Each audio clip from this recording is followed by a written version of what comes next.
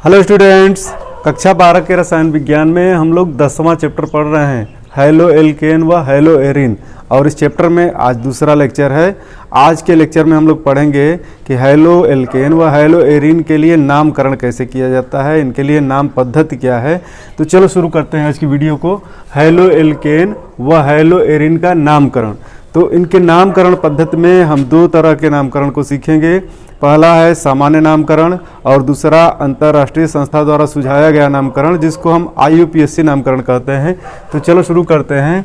देखो, एक hello alkene के लिए जब हम सामान्य सूत्र लिखते हैं, हैलो एल्केन का सामान्य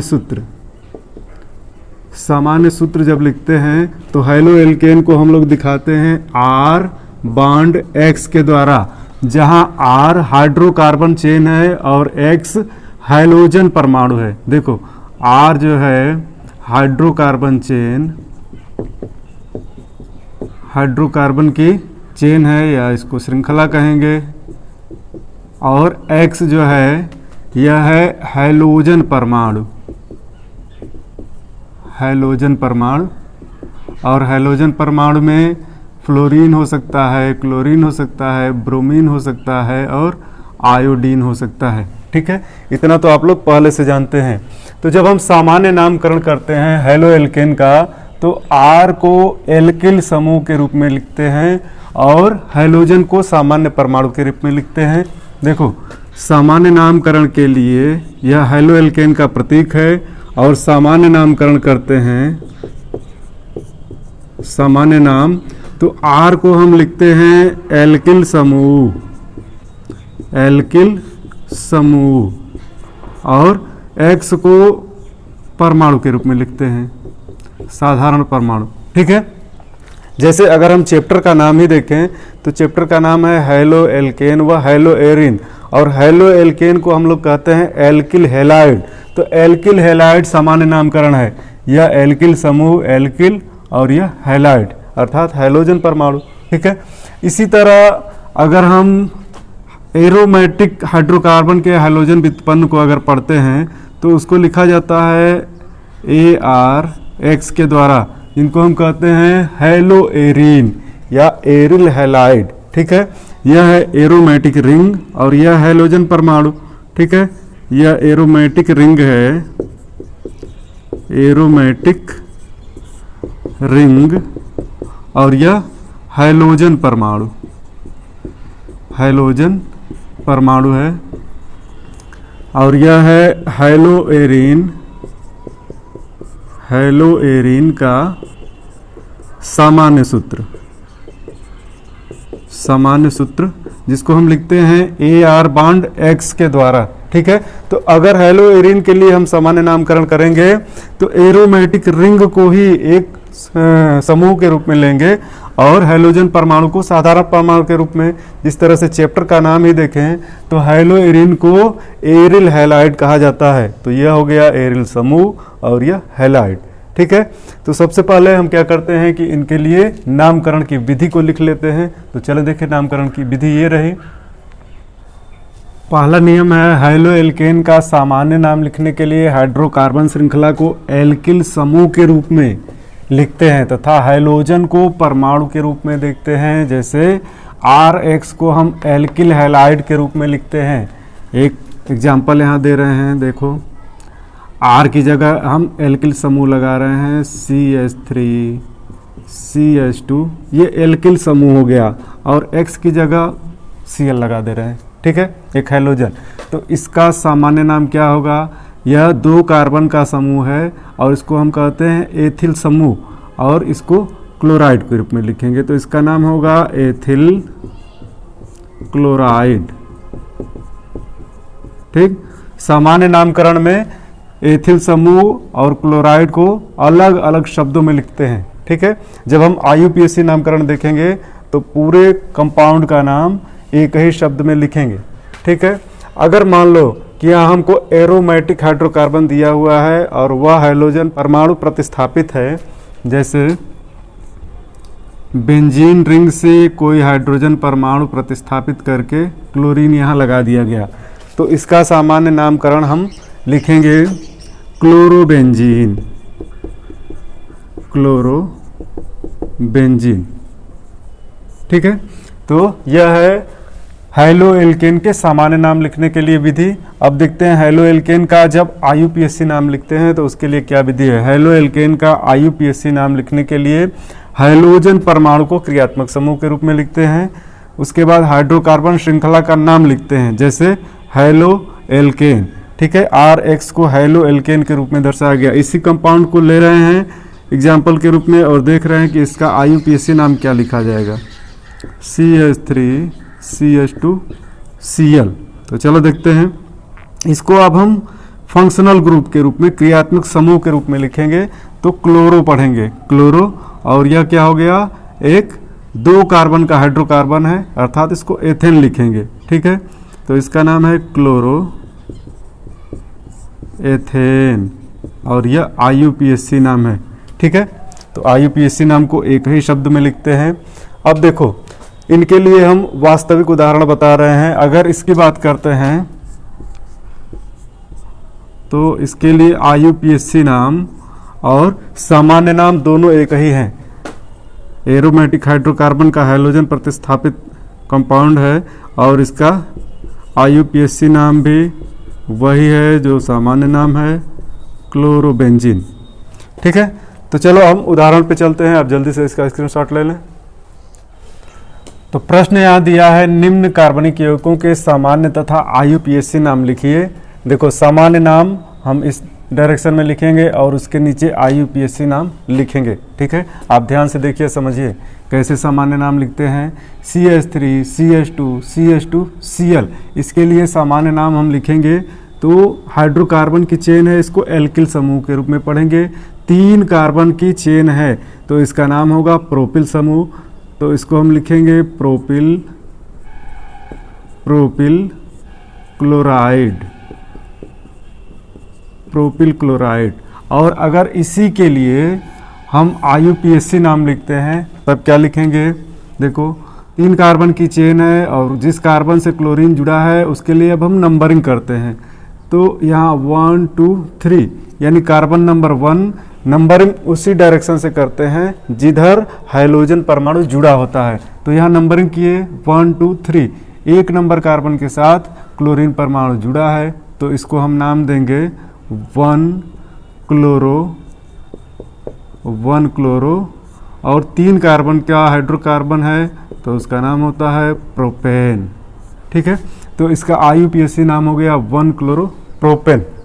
दूसरे नंबर पे आते हैं और देखते हैं CH3CH, इसके साथ ब्रोमाइड समूह जुड़ा है CH3 और इसका सामान्य नाम लिखते हैं तो यह आइसो समूह बनता है, आइसोप्रोपिल। सामान्य नाम लिखेंगे इसका आइसोप्रोपिल ब्रोमाइड, आइसोप्रोपिल ब्रोमाइड। और आईयूपीएसी नाम जब हम लिखेंगे तो इसकी नंबरिंग करेंगे पहले कार्बन चेन की। ठीक, ये सामान्य आईयूपीएसी नामकरण की विधियां आप कक्षा 11 में पढ़ चुके हैं, नंबरिंग से भी आप वाकिफ हैं कि किस तरह से नंबरिंग की जाती है। तो चाहे इस डायरेक्शन से नंबरिंग करें चाहे इस डायरेक्शन से, 2 नंबर पोजीशन पे ब्रोमाइड जुड़ा हुआ है तो इसके लिए हम लिखेंगे 2 ब्रोमो, 3 कार्बन की चेन है तो इसके लिए प्रोपेन। ठीक है, यहाँ पे आते हैं, ये देखो CH3C, इस कार्बन के साथ एक और मेथिल समूह जुड़ा है और क्लोराइड भी, फिर CH3। तो इसको हम कहते हैं टर्शियरी ब्यूटिल समूह सामान्य नाम में। तो इसको लिखते हैं T से टर्शियरी ब्यूटिल क्लोराइड। और ये समूह कैसे लिखा जाता है ये कक्षा 11 में पढ़ चुके हैं आप लोग, फिर भी मैं यहाँ अभी मेंशन कर रहा हूँ, बता दे रहा हूँ। पहले इसका आईयूपीएसी नाम लिख लेता हूँ। आईयूपीएसी नामकरण करने के लिए हमको क्या करना होगा, नंबरिंग फिर से करनी होगी 1 2 3।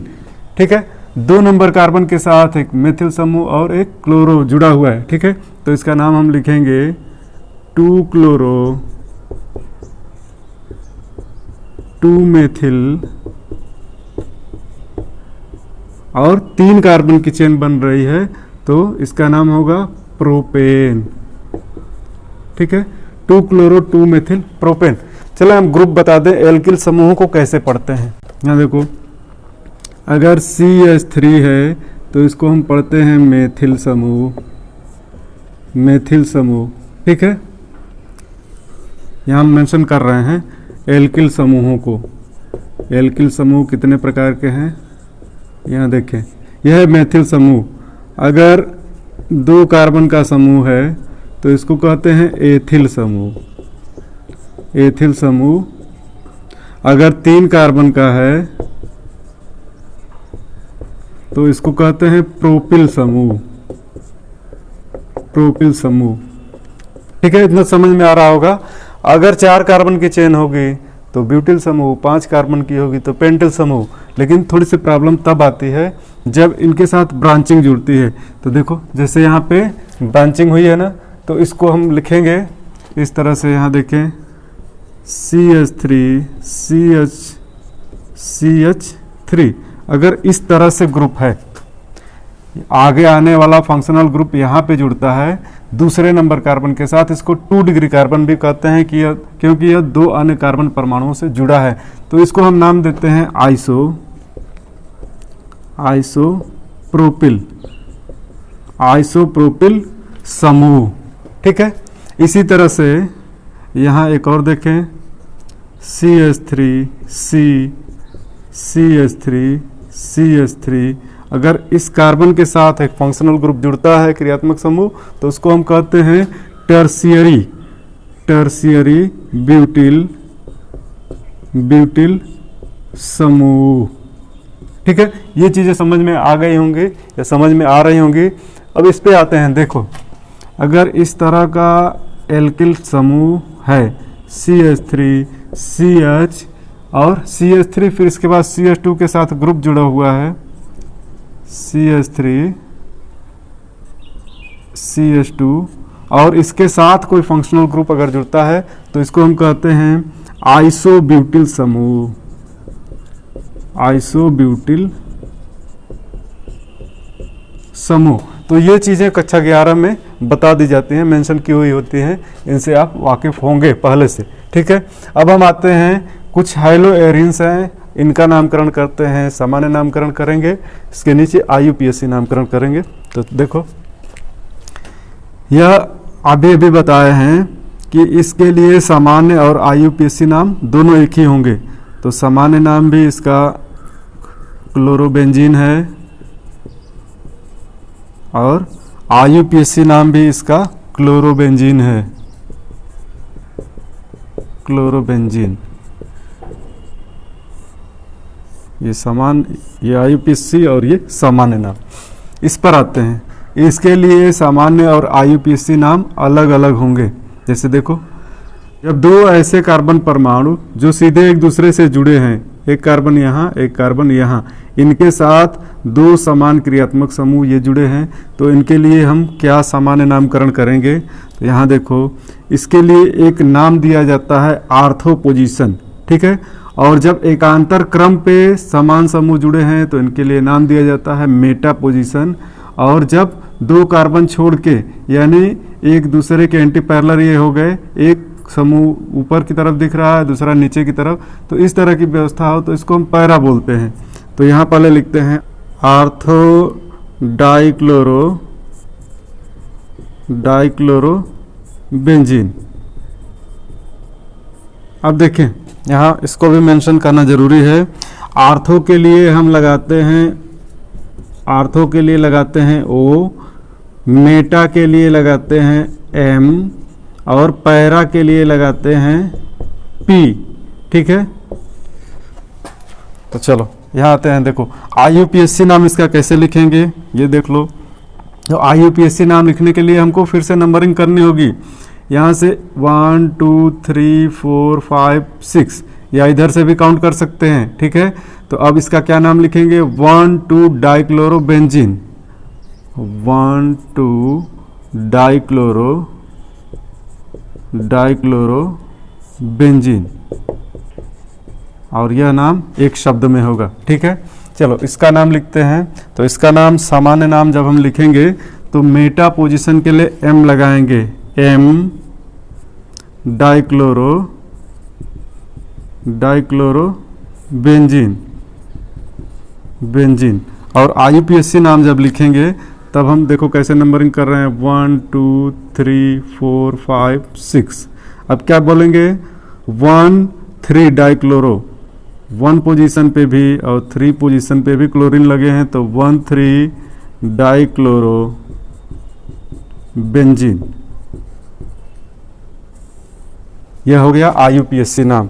चलो इस कंपाउंड पे आते हैं। इसके लिए सामान्य नाम देखो क्या है, पैरा पोजीशन है, पैरा के लिए P लगाते हैं, तो P डाइक्लोरो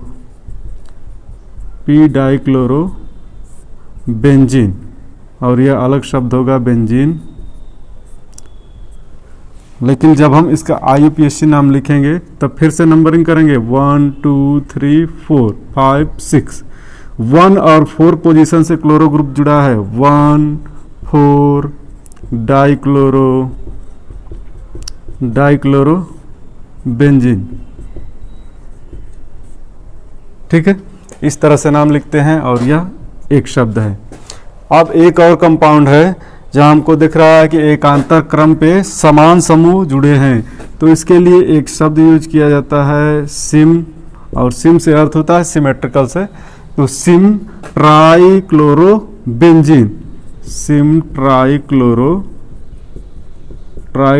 बेंजीन। जगह कम है। अब देखो IUPAC नाम अगर इसका हम लिखते हैं तो फिर नंबरिंग कर लेते हैं, 5 6। देखो 1 3 5 कामा दे के लिखेंगे, फिर डैश लगाएंगे। अब 3 है तो ट्राइक्लोरो, एक ही शब्द होगा, ट्राइक्लोरो बेंजीन। तो ये आप सामान्य और IUPAC नाम तो सीख गए होंगे। कुछ और मैं यहाँ लिख रहा हूँ और आप उसका प्रयास करें वीडियो को पॉज करके कि किस तरह से इसका IUPAC नाम लिखेंगे। IUPAC नाम पे ज़्यादा फोकस करेंगे। तो जरा देखें यहाँ, अगर मेथेन अणु है, अगर इसके चारों हाइड्रोजन परमाणुओं को हम प्रतिस्थापित करा दे रहे हैं, एक को क्लोरीन से, दूसरे को ब्रोमीन से, तीसरे को आयोडीन से, चौथे को फ्लोरीन से। ठीक है, तो इसका नाम क्या लिखेंगे हम, इसको इस तरह से भी दर्शा सकते हैं, CBrClFI ऐसे दर्शा सकते हैं। और इसका नाम हम क्या लिखेंगे, तो देखो इसका नाम लिखने के लिए क्या करेंगे, एक ही कार्बन है तो एक कार्बन के लिए हम मेथेन लिखेंगे। और IUPAC नाम कैसे लिखें इसका, IUPAC नाम यहाँ दिखा रहा हूँ। तो जितने भी यहाँ फंक्शनल ग्रुप जुड़े हैं उनको हम अल्फ़ाबेटिकली क्रम में लिखेंगे। कौन पहले आ रहा है, क्लोरो, ब्रोमो, आयोडो, फ्लोरो, इनमें कौन पहले आ रहा है, तो इस तरह से हम लिखेंगे। देखो अंग्रेजी के अल्फ़ाबेट का इस्तेमाल करेंगे। यह ब्रोमो है तो यह B से शुरू होगा, क्लोरो है तो C से शुरू होगा, आयोडो है I से शुरू होगा, फ्लोरो है F से शुरू होगा। अल्फ़ाबेट में कौन पहले आ रहा है, B पहले आ रहा है तो ब्रोमो पहले लिखेंगे, क्लोरो लिखेंगे, आयोडो लिखेंगे, फ्लोरो लिखेंगे। ठीक है, तो इस क्रम में लिखेंगे, पहले फ्लोरो फिर आयोडो लिखेंगे। तो अब देखो लिखते हैं, ब्रोमो, क्लोरो,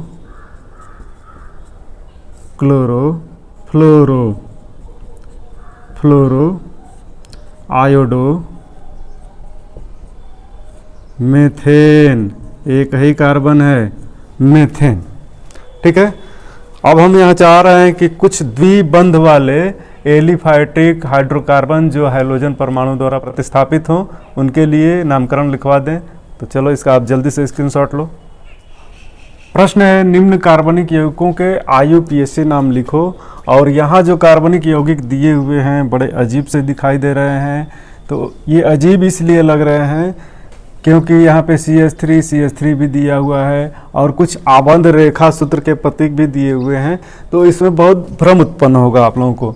तो आप क्या करें, पहले इनका आइडेंटिकल स्ट्रक्चर बना लें, इसके बाद इनके IUPAC नाम लिखें, तब आसानी हो जाएगी और गलती की संभावना कम हो जाएगी। ठीक है, ये द्विबंध वाले हैलो एल्केन हैं, तो चलो पहले हम इनका आइडेंटिकल स्ट्रक्चर बनाते हैं। ये देखो, एक कार्बन यहाँ, एक कार्बन यहाँ, एक कार्बन यहाँ, एक कार्बन यहाँ, एक कार्बन यहाँ, 1 2 3 4 5, यह 5 कार्बन का एक हैलो एल्केन है जो द्विबंध युक्त है।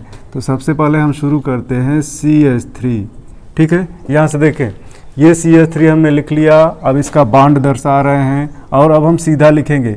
यहाँ फिर कार्बन दिखाते हैं और कार्बन के साथ एक हाइड्रोजन दिखाया हुआ है और इसके बाद इसी के साथ द्विबंध लगा है, ये देखें आगे। और फिर यहाँ कार्बन होगा तो फिर यहाँ कार्बन लिखते हैं, इसके साथ भी एक हाइड्रोजन दर्शाया हुआ है, ये हाइड्रोजन लिख लिए। और इसके बाद एक बॉन्ड के बाद फिर कार्बन, ऊपर की तरफ हाइड्रोजन, फिर Br और CH3 है, तो CH3 को हम इसी डायरेक्शन में सीधा लिख दे रहे हैं, CH3, और Br को यहाँ दर्शा दे रहे हैं। देखें, यही संरचना है और सिंपल रूप हो गया और यहाँ गलती की संभावना नहीं होगी अब। तो ठीक है, सबसे पहले नंबरिंग के लिए हम क्या करते हैं, ये देखें एक हैलो समूह जुड़ा है और यह है द्विबंध। तो नंबरिंग के लिए हम उधर से नंबरिंग शुरू करते हैं जिधर मल्टीपल बॉन्ड नज़दीक होते हैं। यहाँ से देखो 1 2, 2 नंबर कार्बन के साथ डबल बॉन्ड है। अगर इधर से नंबरिंग करते हैं तो 1 2 3, 3 नंबर कार्बन हो गया। तो जिधर से नज़दीक होगा द्विबंध उधर से ही नंबरिंग करेंगे। नंबरिंग इधर से कर रहे हैं 1 2 3 4 5, 5 कार्बन का हैलो एल्केन है जो द्विबंध युक्त है। और इसके नामकरण की विधि में कक्षा 11 में हम लोग पहले से पढ़ चुके हैं कि नामकरण में क्रम क्या होता है, तो पूर्व लग्न प्लस शब्द मूल और क्रियात्मक समूह दिया है तो प्लस अनुलग्न के रूप में क्रियात्मक समूह लिखते हैं। ठीक है, अगर अंग्रेजी में लिखें तो इसको प्रीफिक्स बोलते हैं, प्रीफिक्स प्लस वर्ड रूट बोलते हैं इसको, वर्ड रूट प्लस इसको सफिक्स बोलते हैं, इसको सफिक्स बोलते हैं। ठीक है, तो इस तरह से हम नामकरण करते हैं। तो पूर्व लग्न के रूप में अगर हैलो समूह होते हैं तो उनको पूर्व लग्न के रूप में लिखा जाता है। तो देखें इसका नाम हम लिख रहे हैं, 4 नंबर कार्बन के साथ ब्रोमीन जुड़ा है तो 4 ब्रोमो। इसके बाद 5 कार्बन का हाइड्रोकार्बन है जिसको शब्द मूल के रूप में लिखेंगे और 5 कार्बन वाले हाइड्रोकार्बन को हम लिखते हैं पेंट। 5 कार्बन वाले हाइड्रोजन का शब्द मूल होता है पेंट। और इसके बाद द्विबंध की स्थिति हम क्रियात्मक समूह के रूप में अनुलग्न के रूप में दिखाते हैं। तो 2 नंबर कार्बन के साथ द्विबंध जुड़ा है और द्विबंध का नाम है इन। ठीक है, तो 4 ब्रोमो पेंट 2 इन इसका IUPAC नाम है। ठीक है, और जब कंपाउंड बड़े हो जाते हैं, कॉम्प्लिकेटेड होते हैं, जटिल होते हैं तो IUPAC नाम ही हम लिखते हैं। ठीक ना, तो इस कंपाउंड का नाम है 4 ब्रोमो पेंट 2 इन। ठीक है, अब देखें दूसरे कंपाउंड के लिए मैं इसका आइडेंटिकल स्ट्रक्चर बना रहा हूँ। यहाँ से भी आप नामकरण कर सकते हैं। देखो यह कार्बन नंबर 1 है, इसके साथ 2 हाइड्रोजन जुड़े हैं, यहाँ कार्बन 2, कार्बन 3, कार्बन 4, अर्थात इधर भी एक कार्बन है, यह मेथिल समूह के रूप में होगा। तो अगर हम नंबरिंग करते हैं तो यहाँ शुरू करेंगे 1 2 के साथ मेथिल जुड़ा है, 3 और 4 नंबर कार्बन। ठीक है, 3 के साथ ब्रोमो जुड़ा है। तो इसका नामकरण अगर हम करते हैं तो कैसे करेंगे, 3 ब्रोमो और मेथिल को भी लिखेंगे 2 मेथिल और कितने कार्बन का है 1 2 3 4, तो 3 bromo 2 methyl but 1 ene. 1 number carbon के साथ ही डबल बॉन्ड है। तो यहाँ पे थोड़ी सी मुश्किल पैदा हो रही है, इसको हम आसान करते हैं। आसान कैसे करेंगे, लिख करके आसान करेंगे। तो इस कॉर्नर के लिए यहाँ कार्बन दिखा रहे हैं और इससे जुड़े हैं 2 हाइड्रोजन परमाणु, इनको भी दर्शा दिए।